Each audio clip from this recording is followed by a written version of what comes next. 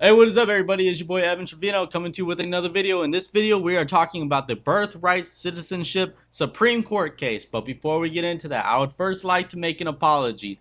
My last video, which is now deleted, I thought I was covering, reviewing, critiquing a Tom McDonald song. And it wasn't Tom McDonald. It was an AI spoof, or it was someone pretending to be him, but it was not him. I saw 200K views in the first couple of hours. I saw that it was getting a lot of engagement, and I'm not a huge Tom McDonald fan, so I was like, people like this, I'll check it out.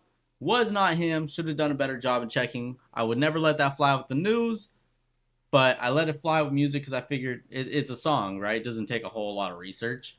But I'll do better in the future, and I might do a video to make up for that where I'll look at a couple of his songs and give him a chance, right? Give him a chance.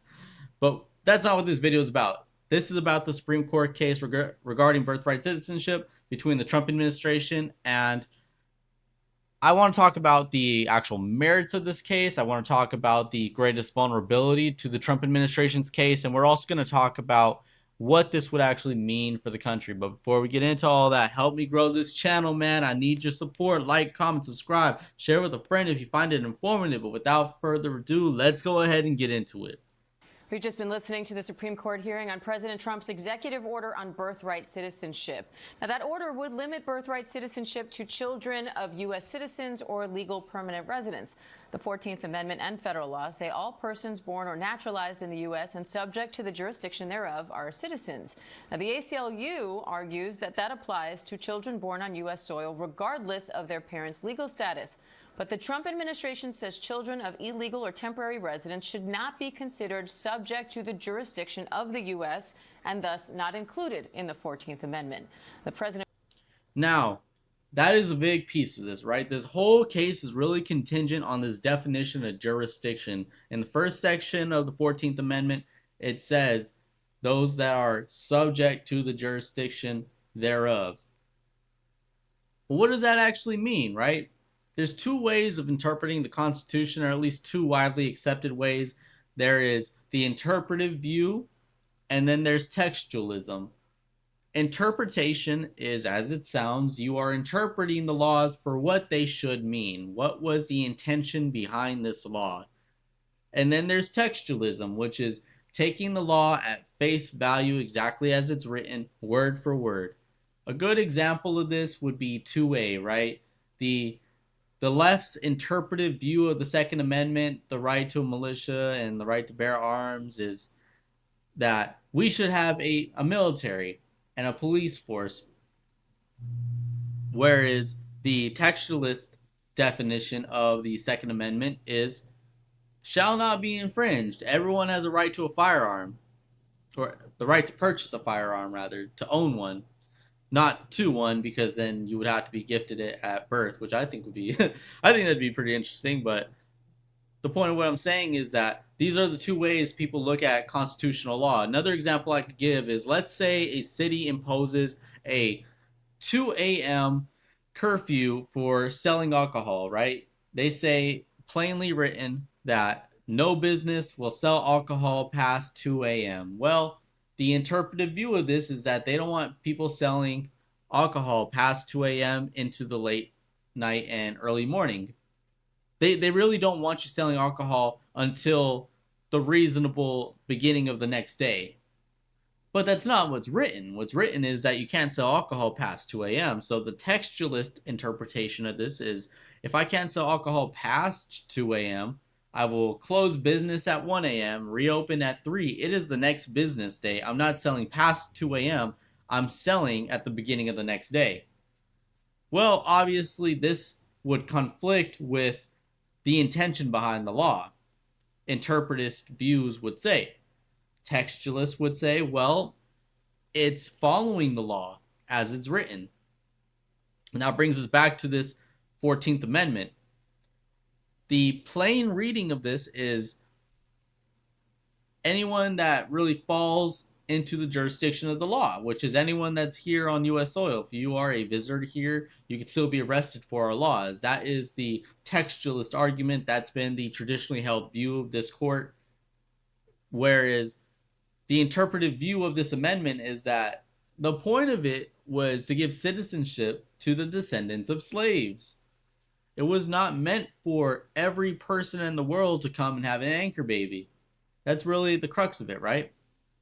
Now we're going to talk about what is actually the Trump administration's greatest strength as well as the greatest weakness, and why I think, unfortunately, the court is not going to rule in Trump administration's favor. I gotta be honest, I gotta be straight with y'all.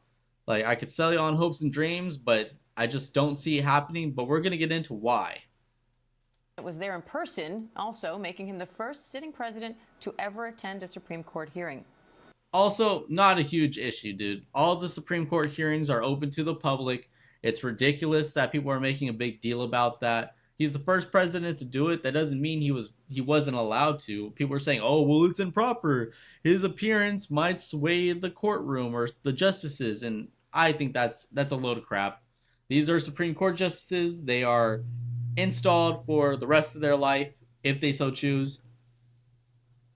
They're not going to be swayed by a guy that's in power for a few years, or at least they shouldn't be. Let's bring in ABC News legal contributor Kim Whaley and ABC's Peter Haralambous for more on these oral arguments.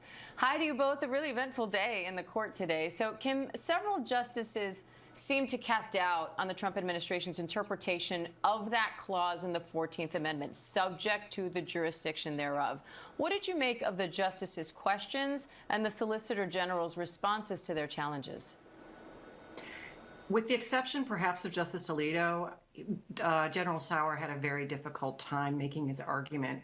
Essentially, the clean reading of that is that within the jurisdiction means you were born within the territory of the United States. And that has been the reading since 1898.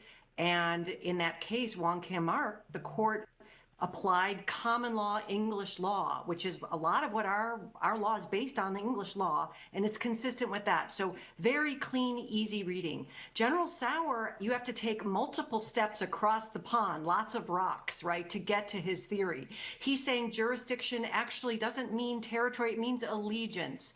And how do you define allegiance? It's not by loyalty, it's by domicile. How do you define domicile? It's lawful residence plus an intent to remain, but you don't actually need to look into somebody's intent. You look at lawful residence, bingo, now you're in immigration. Now, what she's not saying, though, is that the Supreme Court precedent case, Wong Kim Ark, it does talk about domicile. So he's really not taking as many steps as she's saying, because domicile has already been considered one of the things they look at for someone to be subject to the jurisdiction of the United States. They showed in that court case that despite him having two Chinese parents, Wong Kim had a long-standing domicile in the United States. And they used that as part of the reasoning. It wasn't just that he was born in the United States. They included his domicile for a reason. And that's actually the Trump administration's strongest angle. But as we'll talk about in a bit, that's not the angle they're going with. Dude. And whether you're lawfully in the country. It's just too many steps removed. And even the more conservative justices with the President of the United States in the courtroom for part of it were not willing to go that far and stretch the logic to the place where General Sauer was trying to take it. Peter, I want to play an exchange also between Justice Amy Coney Barrett and the Solicitor General. Let's listen to that. There are marginal cases. That one, I think, has the benefit of being addressed in 1401F, where it talks about Yeah. But what about the Constitution? Under the Constitution, I mean, look, domicile is a constitutional standard in all kinds of other situations. Well, and it's hard. Diversity, jurisdiction, personal jurisdiction. Sorry. I can't remember a time a justice was so blunt to say, yeah, but what about the Constitution, Peter? We knew the more left-leaning judges were going to be a hard sell here, but were you surprised to hear the level of pushback from some of the more conservative justices? I mean, it was fascinating to see how frosty this reception was from the conservative majority. I mean, I'm looking at my notes here, Kavanaugh, Roberts, Gorsuch, Barrett, all of them signaled kind of a deep skepticism to this argument, and at times they kind of trashed on the argument. Roberts said the Trump administration is relying on, quote, tiny and idiosyncratic ideas. Gorsuch suggested they were relying on, quote, Roman law. Kagan, part of the liberals, noted that they're relying on obscure sources, all of them basically suggesting that this is a fringe argument that overall they seem unlikely to accept. What did you make of their reception to the ACLU's arguments? You know, certainly that was much less of an uphill battle. They questioned this ACLU attorney a lot about really the main Supreme Court precedent here, Wong Kim Ark, and why that case mentioned this idea of domicile, this idea that the individual in that case was living in San Francisco for a period of time. And what's interesting, Justice Jackson appeared to answer that question for the Trump administration in a way, basically saying that the mention of domicile in that opinion might have been a political thing by the court more than a century ago, acknowledging the fact that there was so much anti-Chinese sentiment, putting mention of domicile into that opinion to make it more receptive and easier for the American public to understand. And that is such a cope, right? Look, Ketanji Jackson, I don't think anyone's surprised, but she's a subpar Supreme Court justice. She sucks. She sucks.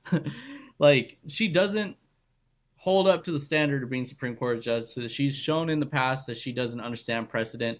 And one thing about precedent is it doesn't matter about the political climate. It doesn't matter about the ongoings at the time, because that's an argument that the Supreme Court could also look at for the Trump administration.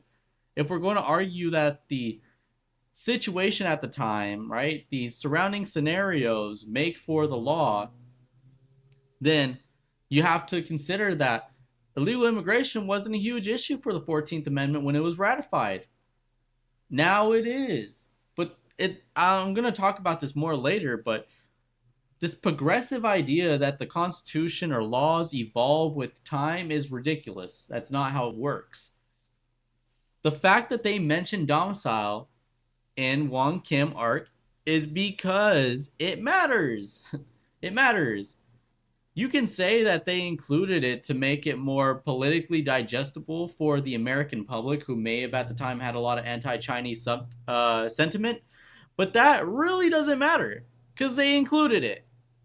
You may say that's the reason behind it. You might even be right. Does not matter, because that is what they used as reasoning. Therefore, that's the reasoning you have to use going forward. And that's why I say that this domicile piece is the strongest piece, because you work it in with the precedent that's already being used, but you massage it a little bit and you say that this was an important piece of it and has not been used going forward, right? All these other cases of illegal immigration where they reference Wong Kim Ark but aren't referencing the domicile portion makes all of these inadequate. It doesn't hold up to the standard that we use for Wong Kim Ark. That's why it's the strongest piece of evidence. But as we're going to talk about, that's not what the Trump administration is going with, or at least that's not the core of their argument when it should be.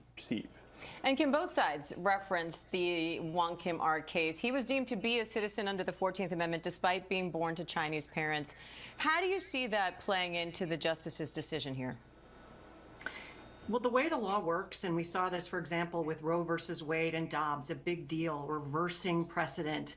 The precedent stands unless there's an excellent, really, really strong argument to overrule it, in particular, that it was wrong to begin with.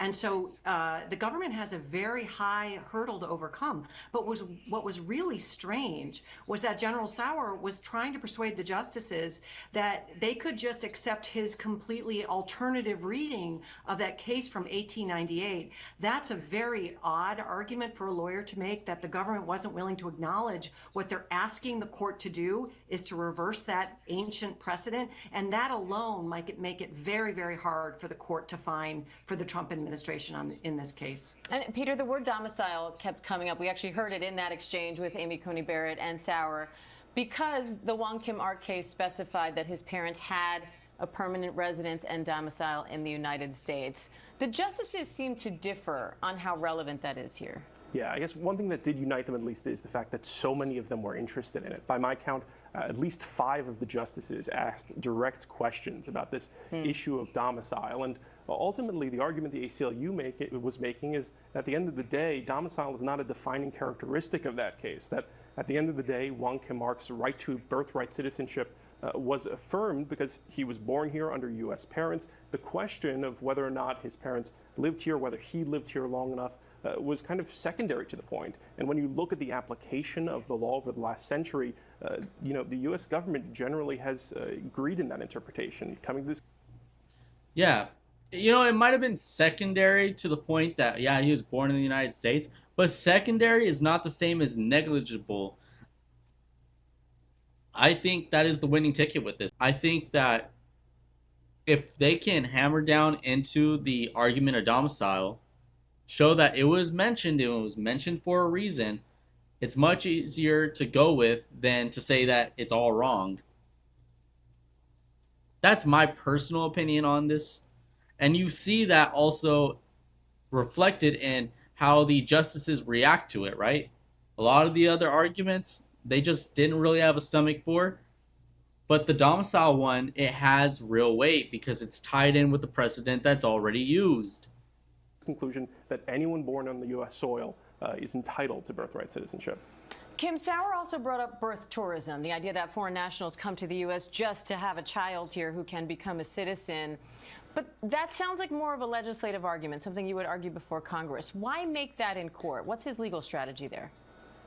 I think it demonstrates that he has a really difficult time making actual legal arguments based on the law. That's true. Honestly, it's true. It reflects weakness. And let me tell you why. Look, there is no one who wants birthright citizenship to be removed more than me. Not you, not Nick Fuentes, not Trump. No one more than me. But I have to tell you, that is not the winning strategy with this. You can't come to this the same way as a debate. You can't come to it as a testimony in front of Congress. You can't talk about it the same way you talk about it with your friends.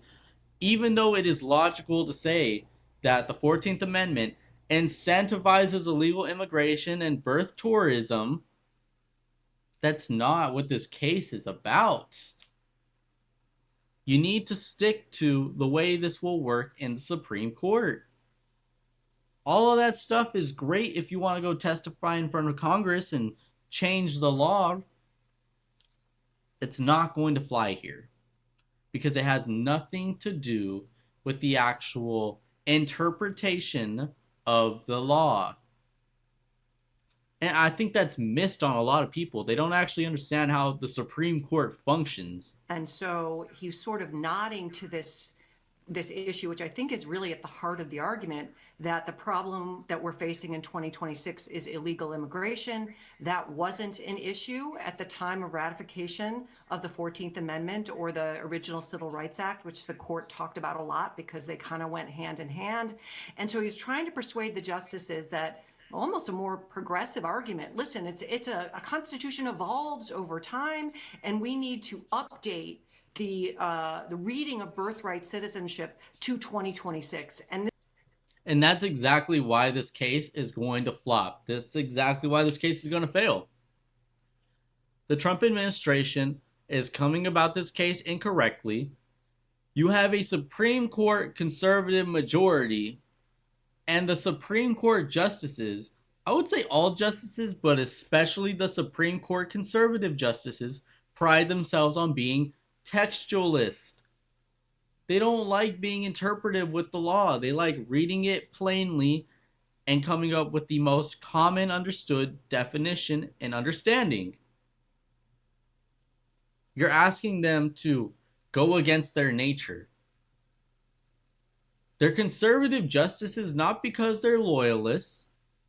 They're conservative justices because they're conservative. And what you're asking them to do requires them to do what's typically considered a bit more leftist, a bit more activist. And they're just unwilling to do that. Now, would it make our lives a lot easier if they did? Yeah. But this is the Supreme Court, man. This is the way it works. You're not going to get a conservative majority of textualists to suddenly be interpretive with their reading of the Constitution. You're just not going to be able to do it.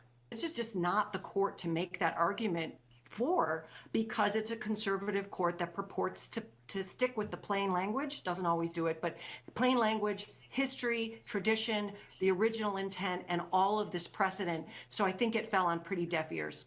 And Kim, I want to play an exchange for you between Justice Sonia Sotomayor and the Solicitor General about how the government's arguments would change the way the 14th Amendment is applied. I'm asking whether the logic of your theory would permit what happened after the court's decision in Trin, that the government could move to unnaturalize people who were born here of illegal residents. No, we believe the court should do what it did in Sessions against Morales-Santana, where there was a ruling that would have deprived people who are already citizens of citizenship, and the court said this applies prospectively only, and we think that's the appropriate course here. But that's not what we did in Trin. We think that Sessions provides the proper course here, and that's what we're asking. We are not asking for any retroactive relief. So, Kim, the government here is being very clear. That's the next piece of this, right? There's two questions into this. One, what is the actual interpretation of the 14th Amendment? How do we read this? What does it mean? Now, let's say the Trump administration got what they wanted, and they say, you know what, Trump, you're right. No more anchor babies. How are they going to actually perform this task? Well, the Trump administration wants it to be from now and forward, right? Unfortunately, whenever you're talking about constitutional law, precedent around constitutional law, you usually get what's called retroactive rule or retroactive relief, which means this law is not just applied now and forward, it's applied for all time, including cases that have already been settled. You're going to talk about all the anchor babies potentially losing their citizenship.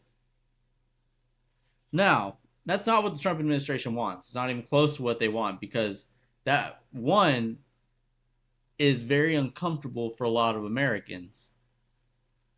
A lot of people that they may have grew up with, who have lived their entire lives here as citizens, they may not feel too comfortable with deporting them to a country they may have never been to. And I understand that. The other piece of it is just practically. Can you imagine the load that would put on the court system? Just practically, it would not work.